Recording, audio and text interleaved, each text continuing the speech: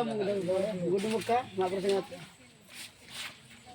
Sir అది రాద్దాం. ఇది రాయండి ఒకసారి. డిఆర్పి జాబర్ అయితే ఒకసారి డిఆర్పి 2 పాయింట్ రాసండి.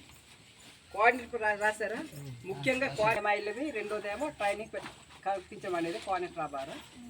నెక్స్ట్ దాతారు మడి బుకింగ్ అనేది రాయండి. ఇది కూడా పీస్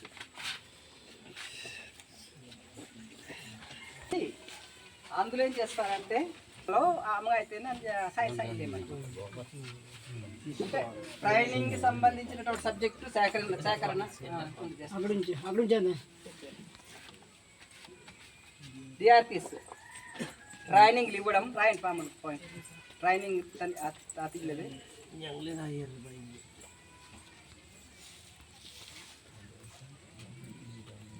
సంబంధించిన విషయాలు గమనించాలి. ఎందుకంటే అన్ని మంది దగ్గర ఉండవు.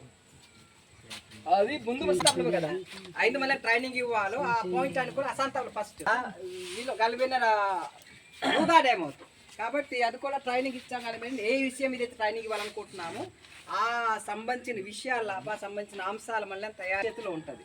విజిట్స్ అప్పుడప్పుడు అతను డైలీగా అతను విజిట్ చేసే నైపుణ్యం చెప్పే విధానం కూడా ఒక కొత్తదనంగా అందరికీ అర్థమయ్యే రీతిలో కూడా నైపుణ్యాన్ని మనము పెంపొందించేట్లో డిఆర్పిస్ అని ఉంటాయిలే మించి మీరు అన్నది కూడా ఆ పాయింట్ అని కూడా వస్తాయి. కాబట్టి అవి విషయ సేకరణ వచ్చిందంటే ఆటోమేటిక్గా ఆడు నైపుణ్యం పెంచుకొనే వెళ్తాడు. అది కూడా రాయండి, పాయింట్ కూడా రాయండి, మంచిది అవసరమే. ఎందుకంటే అవి మళ్ళీ రాయండి. చెప్పండి ఒకసారి 2-3 పాయింట్లు. విషయ సేకరణ అవుద్ది, విషయ అవగాహన అంటే అత మళ్ళీ ట్రైనింగ్ లేని అంజంక్తి వేంజ అక్కడ ఏ విషయం అయితే చెప్తున్నామో ఆ అంశాన్ని 10 సార్లు మళ్ళీ అవగాహన. కానీ దాని పైన మనం ఎందుకంటే చెప్పేస్తుంటాం.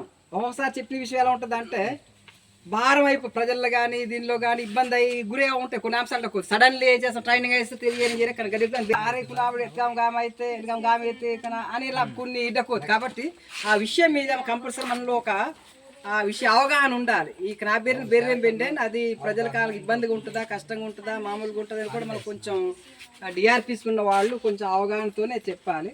నైపుణ్యం ఉండాలి. చెప్పే విధానం కూడా ఏ పద్ధతులు చెప్పాలనేది కూడా మళ్ళీ కంపల్సరీ దాన్ని అన్వేషించాలి. స్టార్టింగ్ యాంగ బెర్రీ బెన్ యాంగ దీన్ని ఇలా అందుకోగలుగుతారు అనేది కూడా మళ్ళీ నైపుణ్యంతో చెప్పగలగాలన్నమాట. కాబట్టి అవన్నీ కూడా కామన్గా మీరు కాబట్టి సేకరణ చూసుకోండి ఒకసారి. నెక్స్ట్ ఇది డిఆర్పిస్ తాలూకా కొన్ని అయితే ఇవన్నీ డెవలప్ చేసిన విధులు ఏంటి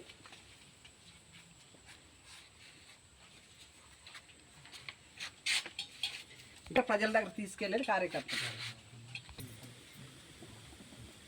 మీ నాన్న పేరు ఏదైనా మామూలు పోవాలి వెళ్ళి ఒక పిల్లవాడు అడుగుతాం. మీ నాన్న పేరు ఏంటి అనుకుంటున్నాను జస్ట్ లాప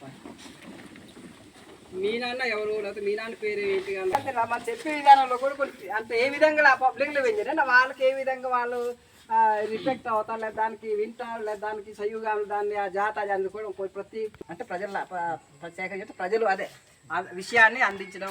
మన మంచి విషయం లంకన్ ఏదైతే మంచి కాన్సెప్ట్ ఇక్కడ నుంచి వస్తాయి ఏదైతే పుడుతుందో వీళ్ళ నుంచి డిఆర్పిఎస్ 2 కలిపి